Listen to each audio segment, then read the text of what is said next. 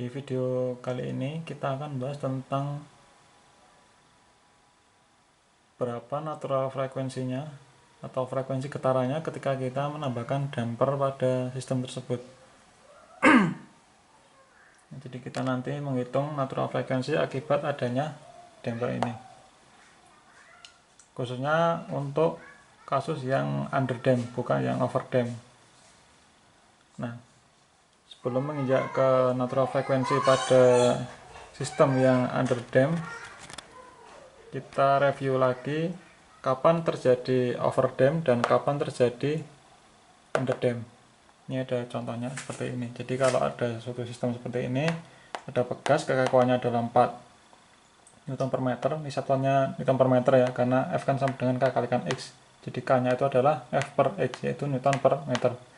Ini 4, kemudian dampingnya, koefisien dampingnya adalah 5 Newton per meter per second, atau kalau disusun lagi supaya enak bacanya adalah 5 Newton second per meter. Nah, ini ingat satuannya, rumus dari damper gaya yang ditahan oleh damper adalah O sama dengan C kalikan V. V adalah kecepatan, sehingga C nya itu satuannya adalah Newton per meter per second, atau kalau secondnya diubah ke atas berarti 5 Newton second per meter. Satuannya adalah Newton second per meter. Masanya adalah 1 kg. Nah, kita sudah tahu K, tahu C, tahu M. Nah, kita cek apakah ini sistemnya dalam kondisi overdamp, underdamp, ataupun kritis. Nah, untuk mengetahuinya kita tinggal masukkan critical damping. Damping yang kritisnya adalah 2 akar kalikan K kalikan M. K nya adalah 4 kalikan M 1. Berarti damping kritisnya, critical dampingnya, damping kondisi kritis itu adalah 4 Newton second per meter. Nah, sedangkan damping yang kita pasang itu adalah 5 Newton per second. Berarti yang kita pasang itu lebih besar dibanding dengan kritisnya, berarti dia adalah overdamp. Atau kalau lebih sederhana lagi, kita hitung damping rasionya, rasio dampingnya, yaitu damping yang kita pasang dibagi dengan damping kritisnya, yaitu 5/4, yaitu 1,25. Nah, ketika lebih dari 1 itu adalah overdamp. Ketika kurang dari 1 dia underdamp. Ketika sama dengan 1 dia berarti kondisi kritis, yaitu sama dengan 2 akar km ini. Oke, berarti sistem ini dalam kondisi overdamp karena damping rasionya itu lebih besar daripada 1. Nah, ini ada contoh yang kedua. K nya adalah 16, C nya 8, M nya 4. Dengan cara yang sama kita hitung damping kritisnya dulu, yaitu 2 akar km. Ini ketemunya 16 Newton second per meter. Sedangkan yang kita pasang itu adalah 8. 8/16 adalah setengah. Berarti setengah itu adalah kurang dari 1, maka sistem ini berada dalam kondisi underdamp. Ini kita review kapan terjadi overdamp dan kapan terjadi underdamp. Terjadi overdamp ketika damping rasionya itu lebih besar daripada 1, dan ketika underdamp itu adalah ketika damping rasionya itu kurang dari 1. Nah, sekarang kita masuk ke materi yang aslinya, yaitu ini. Ini ada suatu sistem KCM. Ini anggap aja dia posisi M bergerak ke bawah, berarti gaya inersianya adalah ke atas, M kalikan double X double dot. Kemudian karena dia bergerak ke bawah, berarti dia ditahan ke atas oleh pegas dan dampernya, yaitu K kalikan X sama C kalikan X dot. Nah, dari sini kita bisa dengan menggunakan hukum Newton pertama, yaitu sigma F sama dengan 0, berarti menjadi ke atas misalkan plus semua, mx double dot tambah cx dot tambah kx sama dengan 0. Nah, ini seperti cara yang biasa, d per dt nya itu kita misalkan menjadi d besar, berarti ini menjadi md kuadrat x tambah cx dot cdx, karena turunan kan d. Jadi turunan pertama d, turunan kedua adalah d kuadrat, kemudian k, x tetap tidak ada turunannya, sama dengan 0.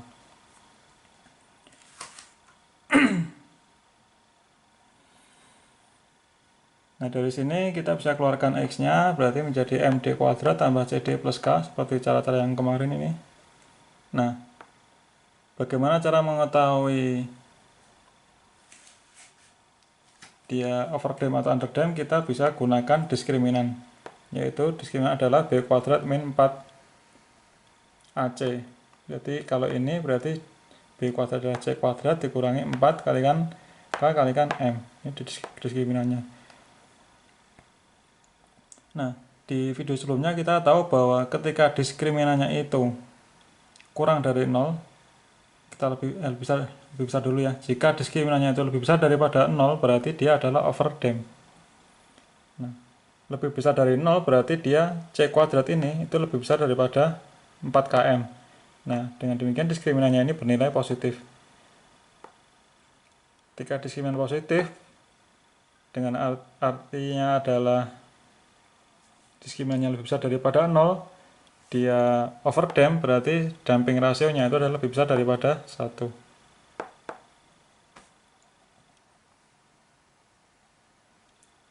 Nah, ketika ini kita masukkan ke dalam persamaan ini untuk mencari ini nilai D dengan rumus ABC, yaitu min C plus minus akar C kuadrat min 4km per 2M. Ini berarti ketika ininya positif, karena C kuadrat itu lebih besar daripada 4km, ini berarti positif. Berarti kedua-duanya itu bernilai negatif dan real, tidak ada imajinernya. Maka tidak terjadi osilasi. Tidak ada osilasi berarti overdam. Overdam itu artinya damping rasionya lebih besar daripada 1, dan solusinya adalah ini. AE pangkat D1 ini D1T plus BE pangkat D2T. Karena nilai dari D1 dan D2-nya itu duanya adalah real dan negatif. Karena ini misalkan ini ya, min 4km, karena 4km itu lebih kecil daripada C kuadrat, berarti ini selalu lebih kecil, hasil akar ini selalu lebih kecil daripada C, sedangkan C sudah minus, berarti dia selalu negatif dan real. Ini untuk yang overdam. Kemudian bagaimana jika C kuadrat itu sama dengan 4km? Berarti diskriminannya 0, itu artinya dia kondisi kritis. Ketika C kuadrat sama dengan km, itu berarti damping rasionya 1, maka ini D1 maupun D2 hasil ininya, karena ini 0, ini 0 berarti tinggal min C per 2M D nya, dan nilainya hanya 1. Nah, makanya solusinya adalah ini X dalam kurung T sama dengan, dan hasilnya negatif ya, karena ini min C DT E pangkat DT, karena D nya 1 kalikan dalam kurung A plus BT. Nah, ini juga tidak ada vibrasi, karena lihat persamaannya tidak ada nilai imajinernya atau sinusnya.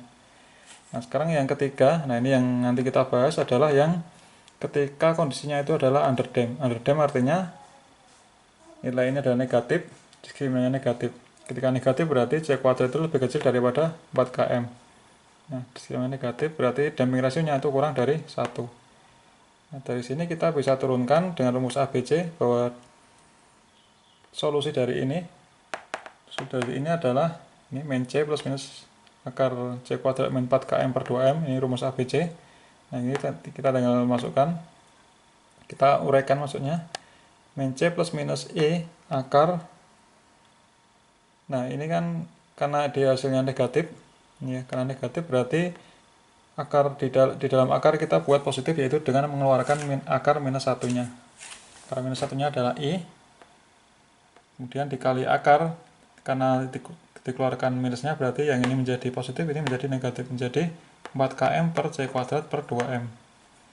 Nah, ini kita pisahkan, min C per 2M plus minus I akar dari 4km ini masuk ke akar, berarti 4km per 4M kuadrat, ini kuadratkan, dikurangi C kuadrat, kurangi dengan ini kuadrat adalah 4M kuadrat.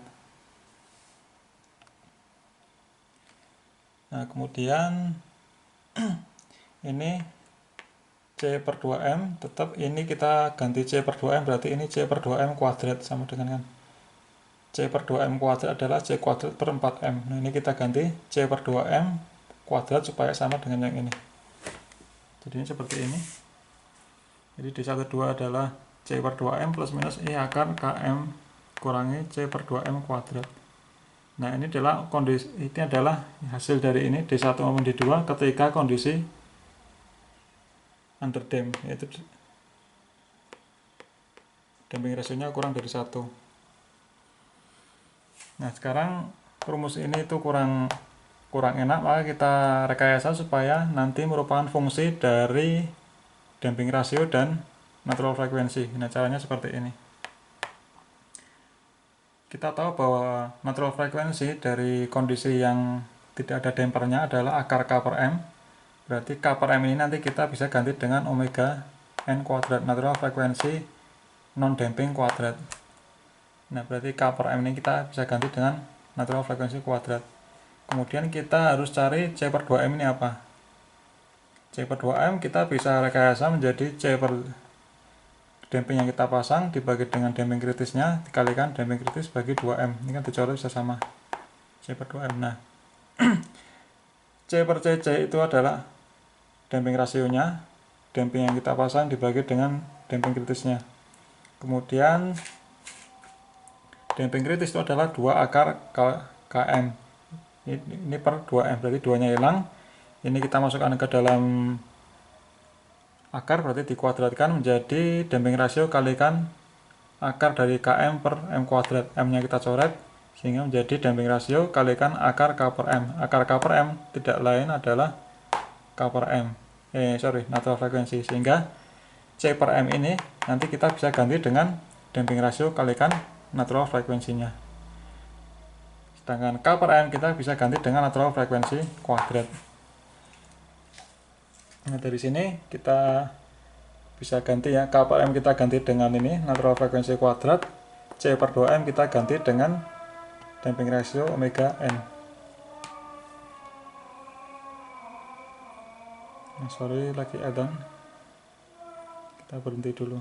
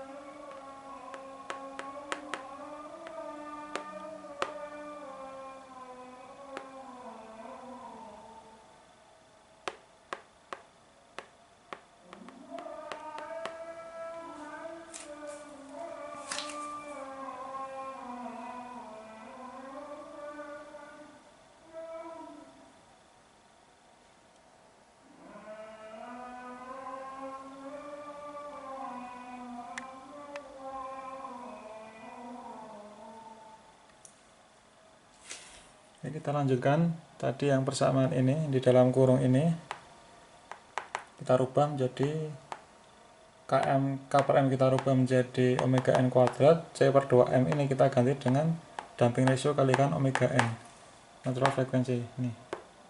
Sehingga ketika ini omega N kuadrat ini dikuadratkan, berarti ini dikuadratkan damping ratio kuadrat omega N kuadrat. Kita keluarkan omega N kuadratnya supaya bisa diakar menjadi 1 min damping ratio kuadrat, sehingga menjadi natural frekuensi non damping akar 1 min damping ratio kuadrat adalah natural frekuensi ketika ada dampingnya.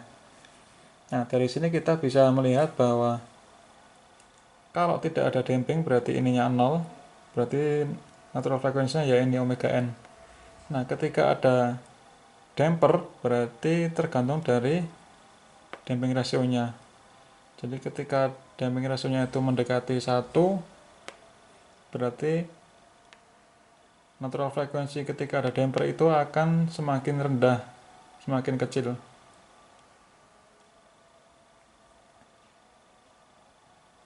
Ya, ketika mendekati 1 maka natural frekuensinya itu akan semakin jauh atau lebih rendah dibanding dengan natural frekuensi ketika tidak ada dampingnya.